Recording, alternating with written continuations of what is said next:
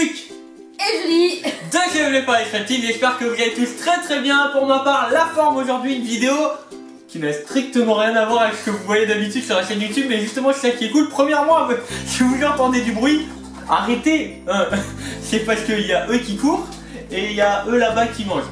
Aujourd'hui on va vous parler de l'octodon. Donc l'octodon, c'est un petit mammifère, donc on va en sortir un.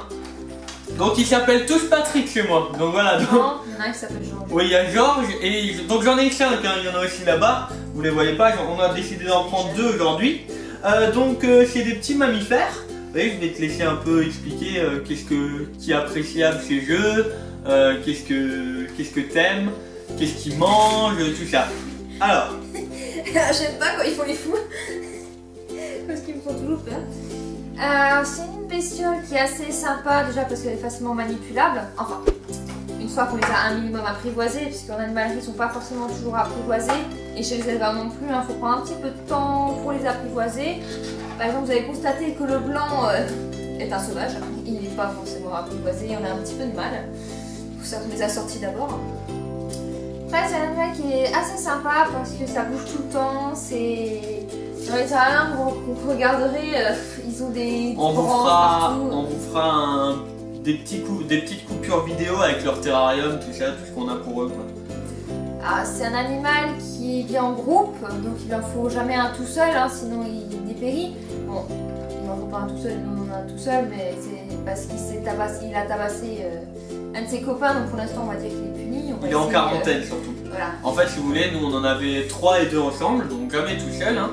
Et en fait, il y en a 2 après plusieurs mois, hein, quasiment même plusieurs mois, mais quand je vous dis plusieurs mois, c'est quasiment un an, voire même un peu plus. Tout se passait très bien, du jour au lendemain, il y en a 2 qui se sont pris la tête, pas pour un problème de nourriture, pas un problème de grossesse, rien, vu que ça pouvait pas être le cas. Et donc on a décidé de le séparer, de le mettre en quarantaine, donc pour l'instant il est seul, mais les animaux sont quand même sortis très régulièrement, donc au final... Puis c'était aussi pour éviter qu'il y ait trop de blessures. Enfin bref. C'est un animal que je conseille pour des enfants qui ont envie d'avoir des animaux faciles à manipuler, qui bougent, qui a un petit peu d'activité plutôt qu'un hamster, parce que ça vit autant la journée que la nuit. Alors mettez-le pas dans la chambre, hein. Vous dormirez pas. Hein. Ça fait un petit boucan. Surtout quand vous mettez une roue. Et bon, il faut une roue, hein, forcément, hein, mais ça aime bien faire du bruit ces bestioles-là. Alors, ça aime bien manger, hein. Concernant la roue, pas trop petite. D'accord? Parce que si vous prenez une roue trop petite, la colonne vertébrale va toujours être courbée. Et donc ça peut leur faire mal. C'est le cas pour eux, mais pas que. Hein. Nous, ils sont droits dedans. Et après, automatiquement, ils vont légèrement se courber. Mais c'est normal, c'est pour courir. Mais voilà, donc pas trop petite. C'est un petit mammifère qui va vivre donc une quinzaine d'années.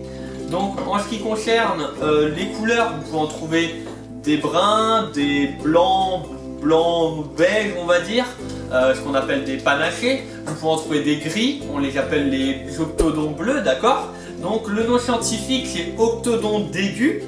C'est un animal qu'on trouve au Chili, donc à l'état naturel. Maintenant on le retrouve bien sûr né en captivité, tiens je te le donne.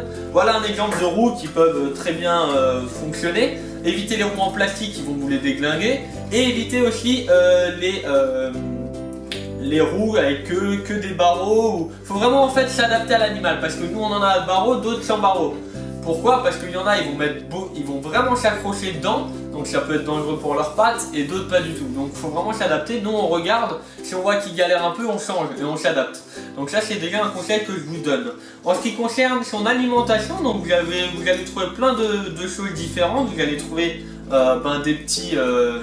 des mélanges, on va dire, comme on trouve pour un peu tous les rongeurs, et également ce qu'on appelle des compressés à froid, donc une alimentation beaucoup plus riche. La grosse différence entre les deux, c'est que celle-là, pour la faire, en fait, elle va pas être chauffée, ce qui fait qu'au final, il y a beaucoup plus de nutriments à l'intérieur.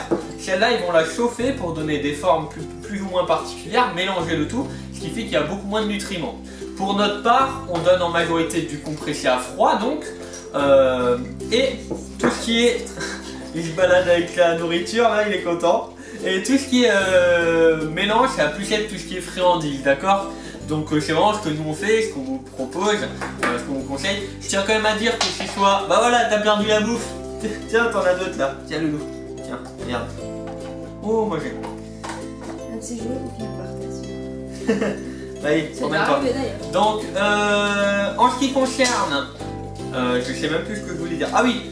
Oh, non, je sais La plus. nourriture, t'es en état. Oui, la nourriture, j'ai dit. Mais en ce qui Friandises. concerne les friandises, j'ai dit. Je sais même plus du tout ce que je voulais vous dire. Là, il est en train de fouiller. En ce qui concerne, oui, la vidéo, je tiens quand même à te dire comme quoi nous sommes, elle ou moi, passionnés là-dedans. C'est d'ailleurs notre métier. Donc voilà, on vous donne quand même des conseils plutôt... arrête de te balader partout.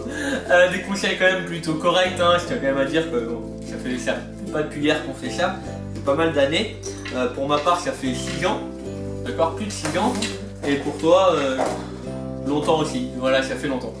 Je vais vous donner également des petites idées qui peuvent être pas mal, qui coûtent pas cher. Et Patrick, viens là. Voilà, des petites idées qui coûtent pas trop cher et qui peuvent être vachement cool. C'est de leur mettre tout ce qui est petits tubes.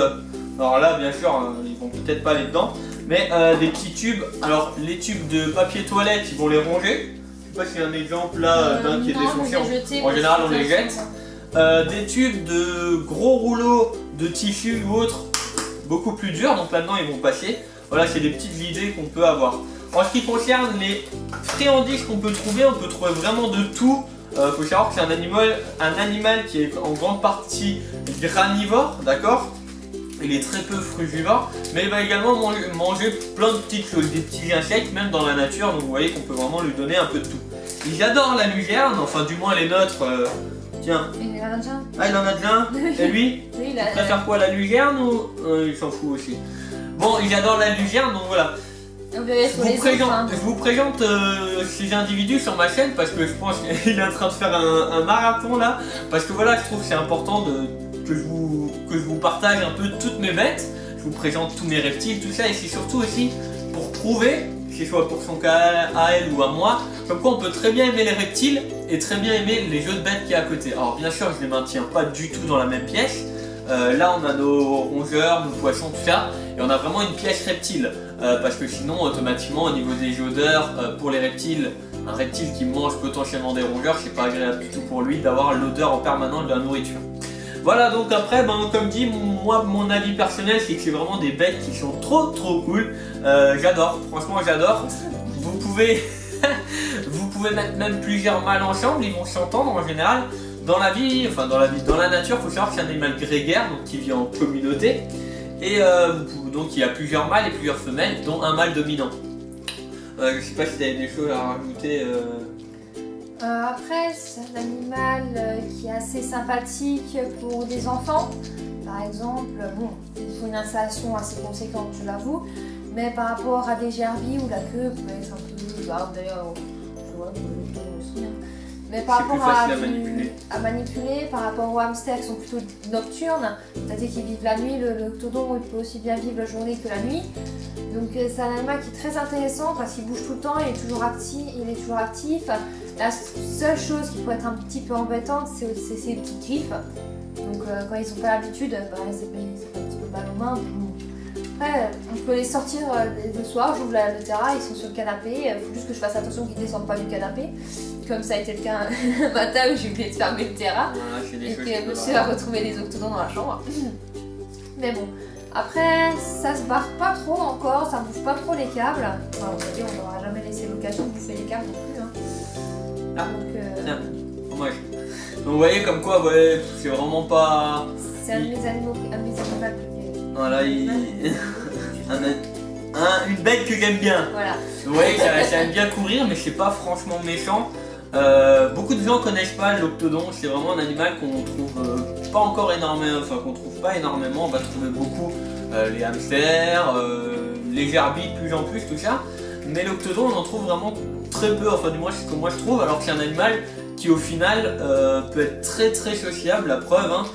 Moi je sais que tout au début, les bruns, avant d'avoir leur friandise, ils devaient faire une roulade. Et j'avais réussi à deux à leur apprendre à faire une roulade. Bon, c'est pas une roulade, hein, c'est...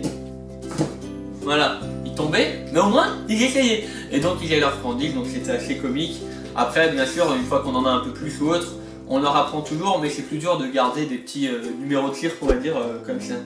déjà on les habitue à venir à la vitre pour recevoir le repas. On leur donne pas forcément à volonté, surtout par exemple pour le blanc qui est beaucoup plus associable, on va dire comme ça, beaucoup moins facile à apprivoiser. On leur donne à manger le soir et ils viennent chercher dans la main d'abord et après on leur met dans la gamelle. Et on essaie de dispatcher à 2 endroits différents, surtout pour eux, parce que le blanc est très dominant et il a tendance à gicler l'autre pour ne pas le laisser manger, quoi. Mais bon, on essaie. Après, comme dit, ce qu'il faut aussi savoir, c'est qu'en fait, ils vont avoir énormément besoin de foin. Comme énormément de mammifères, en fait, le foin va leur servir en grande partie à digérer. L'apport en fibres, déjà, premièrement, qu'il y a dans le foin. Deuxièmement, ce qu'on ne sait pas, mais c'est que le foin va énormément permettre de tailler les dents. Pareil pour le lapin. Souvent on dit ouais mais c'est un petit bout de foin. Je vous donne l'exemple pour un bonbon. Un bonbon, bah, c'est tout petit. C'est tout petit, mais pourtant au final ça tape dans les dents. Bah eux c'est pareil, ils vont manger du foin, ça va leur tailler les dents, leur faire un apport en fibres et également leur faciliter leur transit intestinal parce que les fibres sont très bonnes pour leur santé. Aussi, ce qu'on peut donner, et ce qui est très bien, c'est de donner de la terre à bain. Alors, pas un bien précis. La terre à bain, en fait, vous allez la mettre dans un bocal. Si tu veux bien en ramener un, je sais pas si t'arrives, le petit. Je vous mettrai une photo dans un bocal, en fait. Et ils vont aller dedans, ils vont creuser. En fait, ils vont vraiment pouvoir faire leur toilette. Ce que moi, je conseille au niveau de la terre à bain, c'est de prendre de la terre à bain au soufre. Donc, qui vont éviter beaucoup de... Là, tu te promènes, qui vont éviter pas mal de problèmes comme des parasites ou des mycoses, des choses comme ça. Mais le problème du soufre, c'est que c'est très acide, c'est un pH très faible. Donc ce que je conseille, c'est de mélanger moitié soufre, moitié terre à bain classique pour augmenter le pH tout en ayant quand même pas mal de soufre dedans. Comme ça on évite d'abîmer également la peau et le poil de l'animal tout en gardant l'effet positif du soufre. T'es obligé de manger en dessous de la table. Non mais il est pas con, hein, je veux dire, voilà, il mange sur le bord de la table, comme ça la merde elle tombe par terre et il saigne pas. Quoi. Lui il en a rien à foutre, hein, je veux dire, je vais faire un petit zoom, voilà, lui il cradoche tout, et lui il a réfléchi. Voilà, tu me diras, je peux pas qu'il cradosse la table, hein. donc voilà, alors je sais que beaucoup d'entre vous me suivent pour les reptiles, ou même peut-être l'aquariophilie, ça dépend de quelle vidéo... sur quelle vidéo vous accrochez.